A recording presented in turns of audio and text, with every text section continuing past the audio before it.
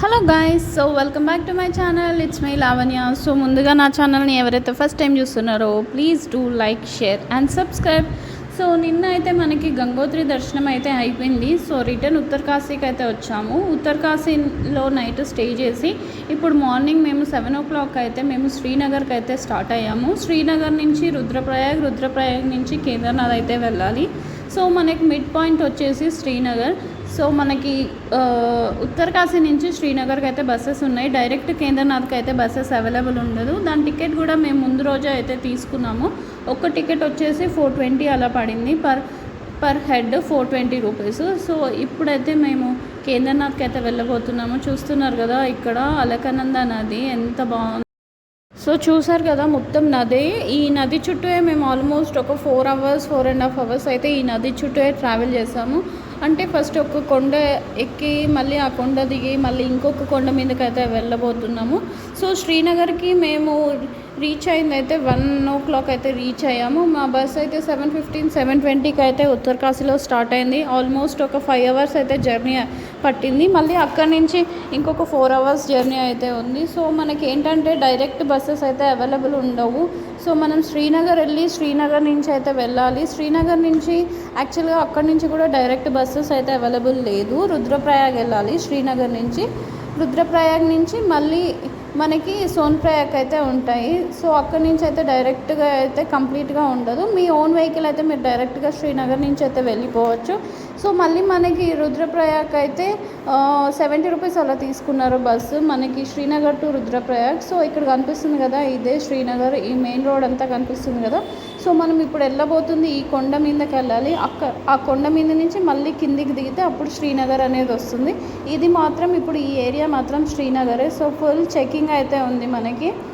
శ్రీనగర్లో అయితే మనకు full checking ఉంటుంది. ఎక్కడ చూసినా అడుగడుగున పోలీసులు ఉంటారు. సో ఫైనల్గా శ్రీనగర్ అయితే రీచ్ అవుతున్నాము. సో శ్రీనగర్లో మేము చేంజ్ అయ్యి రుద్రప్రయాగ్ బస్ అయితే ఎక్కాము. సో రుద్రప్రయాగ్ చూడండి ఇక్కడ మీకు కనిపిస్తుంది కదా, ఇది దారిదేవి టెంపుల్. సో రుద్రప్రయాగ్లో మీరు కంపల్సరీ ఆగి దారిదేవి టెంపుల్ని అయితే దర్శనం చేసుకోండి. ఇక్కడ కనిపిస్తుంది ఈ టెంపుల్ అయితే చాలా చాలా బాగుంటుంది. సో చార్ధామ్ వచ్చిన వాళ్ళు కంపల్సరీ చేస్తారు. సో మేము రిటర్న్లో చేద్దామని అనుకుంటున్నాము. సో అందుకే ఇప్పుడైతే వెళ్ళిపోతున్నాము.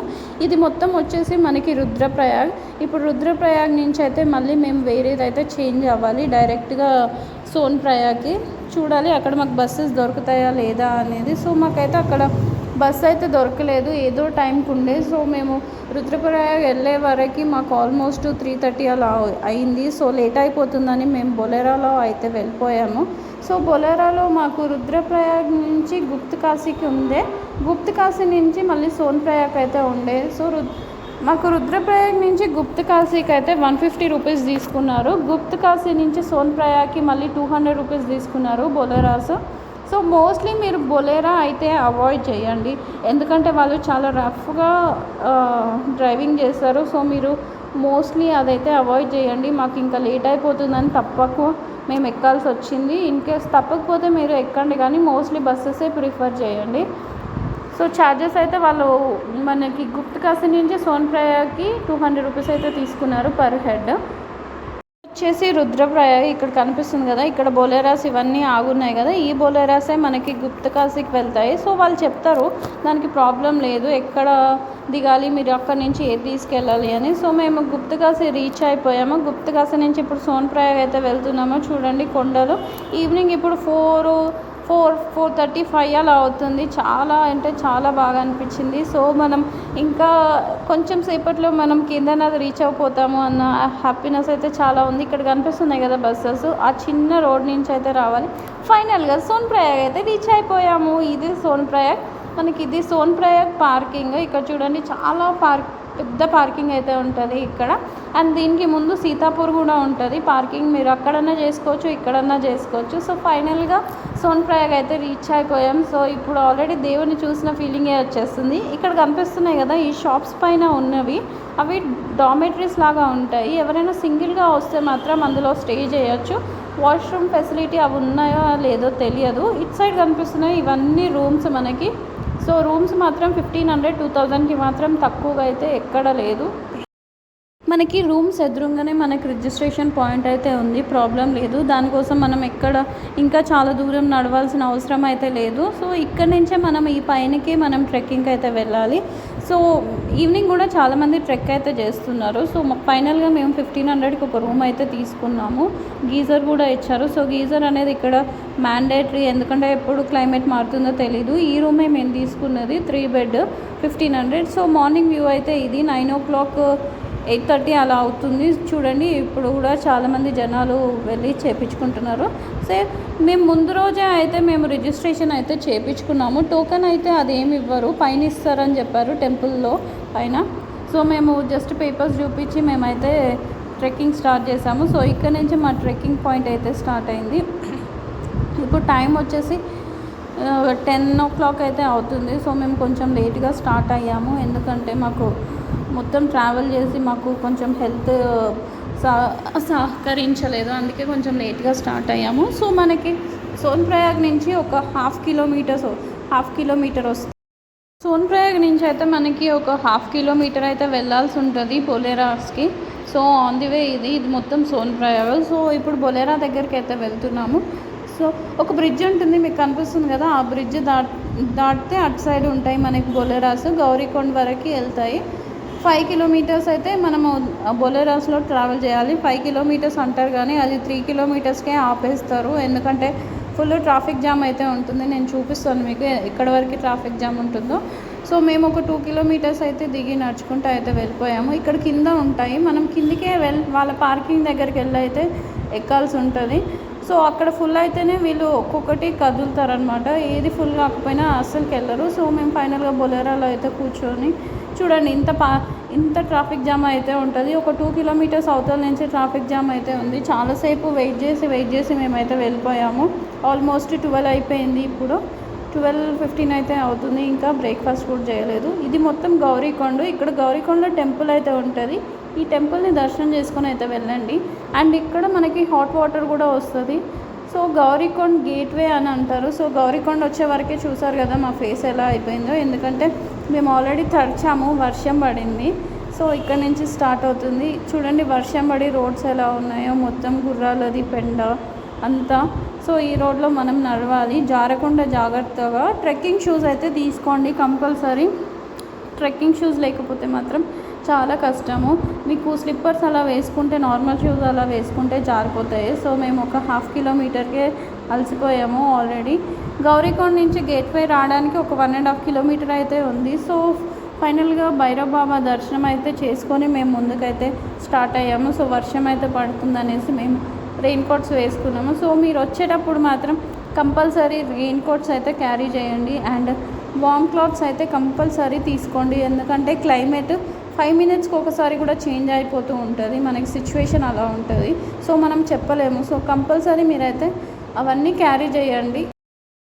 మెయిన్గా అయితే ఎక్కువ లగేజ్ అయితే పెట్టుకోకండి. మేము లగేజ్ వల్లనే సగం నడవలేకపోయాము. ఇంకొకటి వర్షాలు, గుర్రాలు స్మెల్ వల్ల అస్సలు నడవలేకపోయాము. నేనైతే ఒక 7 to 8 kilometers అయితే నడిచి నేను గుర్రం అయితే ఎక్కేసాను. మా చెల్లెకి ఆల్రెడీ ఫీవర్ వచ్చేసింది. తనకి ముందే మేము గుర్రం అయితే ఎక్కించాము. ఎక్కడంటే ఒక 3 kilometers తను నడిచింది, దాని తర్వాత అయితే గుర్రం అయితే ఎక్కించాము. సో అక్కడి నుంచి అయితే తనకి 1500 rupees అయితే తీసుకున్నారు గుర్రంకి. సో గుర్రంకి ఫిక్స్ రేట్ అనేది ఏం లేదు, మీరు మాట్లాడుకునే దాన్ని బట్టి. సో ఇప్పుడు మనం అక్కడి నుంచి అయితే వచ్చాము, అంత దూరం నుంచి అయితే ఇక్కడికి. సో ఇంకా చాలా దూరం ఉంది. మేము ఇప్పుడు ఆల్మోస్ట్ ఒక 5 kilometers అయితే వచ్చామనుకుంటా. ఇప్పుడు టైం అయితే 3:30 అలా అవుతుంది. సో దాని తర్వాత అయితే నేను 5:30కి అయితే నేను రాంబాడ దాటినాక సగం దూరం వెళ్ళిపోయాక నేను గుర్రం అయితే ఎక్కేసాను, ఎందుకంటే మా చెల్లె దగ్గరలో ఉందని చెప్పింది. సో తను ఒక్కడానికే ఉండడం కష్టం కదా, అందుకనే నేను కూడా గుర్రం అయితే ఎక్కేసి వెళ్ళిపోయాము. సో ఇక్కడ కనిపిస్తుంది కదా మీకు, మెడికల్ చెకప్ అవన్నీ అందుబాటులోనే ఉంటాయి. సో ప్రాబ్లం అయితే లేదు. కానీ కంపేర్ టు యమునోత్రికి కేదార్నాథ్లోనే మనకి రోడ్ అయితే బాగాలేదు. యమునోత్రిలో అయితే రోడ్ అయితే బాగుంది. అండ్ కూర్చోడానికి చైర్స్ అవన్నీ కూడా చాలా అవైలబుల్ ఉండే. కేదార్నాథ్లో మనకు అంత ఫెసిలిటీ అయితే లేదు. సో ఫైనల్గా మేము పైనకైతే వచ్చేసాము. నైట్ ఇంకా ఫీవర్ వచ్చింది, ఏ వీడియో అయితే తీయలేదు. సో మార్నింగ్ వ్యూ అయితే ఇది చూడండి, మంచు ఆల్రెడీ వర్షం పడింది నైట్ కూడా. సో అందుకని మాకు చెప్పాం కదా ఫీవర్ వచ్చిందని. సో అందుకే మేము కొంచెం లేట్ అయితే స్టార్ట్ అయ్యాము దర్శనానికి. సో మబ్బులు మొత్తం కమ్మేస్తున్నాయి చూడండి. సో మేమైతే ఇప్పుడు 10 అయితే అవుతుంది, దర్శనానికి అయితే వెళ్తున్నాము. సో లాకర్స్ అయితే అవైలబుల్ లేదు, వీళ్ళని రిక్వెస్ట్ చేస్తే ఇక్కడైతే పెట్టుకుంటున్నారు షాప్స్లో. సో ఒక బ్యాగ్కి 50 రూపీస్ అయితే తీసుకుంటున్నారు. మాకు 2 బ్యాగ్స్ అయితే ఉండే. సో ఇప్పుడు దర్శనానికి అయితే వెళ్తున్నాము. ఫుల్ లైన్ అయితే ఉంది దర్శనానికి. సో మేమున్న దగ్గర నుంచి దర్శనానికి అయితే వెళ్ళడానికి ఒక 1 కిలోమీటర్ పైననే ఉంది. మనకి గుర్రాలు అయితే 2 కిలోమీటర్స్కి ముందే ఆపేస్తారు. సో ఇవన్నీ టెంట్స్ 500 అలా ఉంటాయి. మేము తీసుకుంది అయితే 800 రూపీస్ పడింది 3 మెంబర్స్కి. టెంటే తీసుకున్నాము. యాక్చువల్గా మా హస్బెండ్ గుర్రం మీద రాలేదు, తను ట్రెక్ చేసి వచ్చే వరకు 11 అయితే అయింది. సో అందుకని మేము ఏదో ఒకటి, మాకు అసలు ఓపిక లేదనేసి మేము టెంట్ అయితే తీసుకున్నాము. సో వాష్రూమ్స్ అవైతే ఉన్నాయి, వాటికైతే ఏం ప్రాబ్లం లేదు, నీట్గానే ఉన్నాయి. సో ఇది కనిపిస్తుంది కదా, ఇదైతే హెలికాప్టర్ ఆగుతుంది. సో ఇక్కడ ఈ జనాలంతా హెలికాప్టర్ కోసమే అయితే వెయిట్ చేస్తున్నారు. సో ఫైనల్గా కేదార్నాథ్ దగ్గరికి వస్తున్నాము. చాలా అంటే చాలా హ్యాపీగా ఉండే. నేనైతే గట్టిగా అయితే ఒక 1 ఇయర్ నుంచి అయితే గట్టిగా ఫిక్స్ అయ్యాను. సో ఫైనల్గా ఇప్పుడు నా కోరిక అయితే తీరబోతుంది.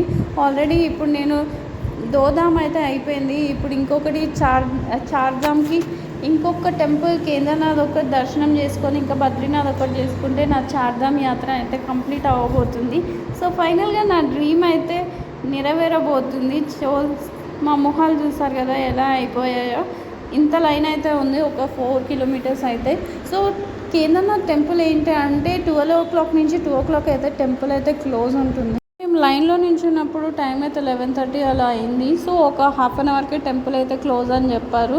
సో మేము ఇంకా లైన్లో రాకుండా అయితే పూజారికి డబ్బులు ఇచ్చి దర్శనం అయితే చేసుకుందామని అయితే వచ్చేసాము. ఆ లైన్ ఎప్పటికీ కదులుతుందో ఏంటో తెలియదు. అండ్ ఈరోజు నైటే మళ్ళీ కిందికి వెళ్ళిపోవాలి, టైం అయితే లేదు. దానికోసం మేము పూజారికి అయితే డబ్బులు ఇచ్చి చేపించుకుందామని టెంపుల్ దగ్గరికి అయితే వచ్చాము. ఇదే మనకి కేదార్నాథ్ టెంపుల్, మెయిన్ టెంపుల్ ఇదే. చూడండి బ్యాక్ వ్యూ అయితే సూపర్ ఉంది. టెంపుల్ వెనకైతే వ్యూ అయితే, టెంపుల్ అయితే ఇప్పుడు క్లోజ్ ఉంది. చూడండి మీకు కనిపిస్తుంది కదా, ఇదే టెంపుల్. ఈ లోపల నుంచి మనం ఎంటర్ అవ్వాలి. సో టెంపుల్ వెనుక అయితే ఉంది కదా, ఇదే భీమ్శిల. సో మేము కూడా దర్శనం అయితే చేసుకున్నాము. సో కేదార్నాథ్ మీరైతే ఎప్పుడు ప్లాన్ చేసుకుంటే బెస్ట్ అంటే, మీరు ఇప్పుడైతే ప్లాన్ చేసుకోవద్దు. జూలై అండ్ ఆగస్ట్ అయితే ప్లాన్ చేసుకోకండి, వర్షాలు. సో ల్యాండ్ స్లైడ్ ఎక్కువ జరుగుతూ ఉంటాయి. మీరు ప్లాన్ చేసుకోవాలంటే అక్టోబర్ టు నవంబర్ అయితే ప్లాన్ చేసుకోండి, బెస్ట్ ఉంటుంది. సో మేమైతే వచ్చినప్పుడు అయితే వర్షాలు ఎక్కువ లేకుండే. సో ఇక్కడ కనిపిస్తుంది కదా భైరవ్ బాబా టెంపుల్ కూడా దర్శనం చేసుకోండి. మాకు ఓపిక లేక మేమైతే వెళ్ళిపోయాము, ఎందుకంటే మళ్ళీ కిందికి వెళ్ళాలి. సో ఫైనల్గా వీడియో నచ్చితే లైక్ చేయండి, షేర్ చేయండి అండ్ సబ్స్క్రైబ్ చేసుకోవడం మాత్రం మర్చిపోకండి. దీనికి ముందు మనకి గంగోత్రి అండ్ యమునోత్రి వీడియో కూడా ఉంది. ఆ వీడియో చూడని వాళ్ళు ఎవరైనా ఉంటే ఆ వీడియో కూడా చూసి లైక్ అయితే చేయండి. సో ఇంకా మనకు బద్రీనాథ్ వీడియో అయితే వస్తుంది, నేను ఇంకా వీడియో చేసి అయితే పెడతాను.